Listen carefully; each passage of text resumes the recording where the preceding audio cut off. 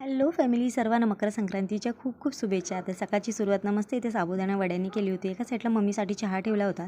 सकाळचा नाश्ता वगैरे बनवून झाला आणि नाश्ता करून सर्व कामं आवरून झाली. दुपारच्या जेवणामध्ये मस्त अशी मटर पनीरची भाजी केली आणि आता इथे लगेच पुरणाच्या पोळ्यांची तयारी करायला घेतली होती. मम्मीने पीठ मळून ठेवलं, मी एका साईडला पुरण वगैरे करून ठेवलं होतं आणि नंतर इथे ना मिलीचं स्ट्रॉबेरी ज्यूस प्यायचं होतं तिला, त्यामुळे इथे मस्त ना स्ट्रॉबेरी ज्यूस बनवून दिला.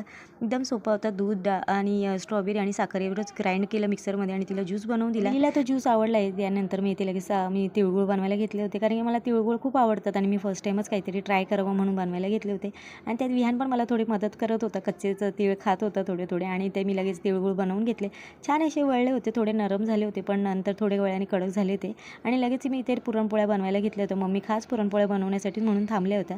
त्यांनी पुरणपोळ्या लाटून दिल्या आणि मी भाजून घेतल्या. त्यानंतर ना ते देवाला नैवेद्य दाखवलं, मुलांना खायला दिले. दुपारचं जेवण उरलं होतं त्यामुळे रात्री तेच खाल्लं आणि गाजरचा हलवा खाऊन दिवसाचा शेवट केला.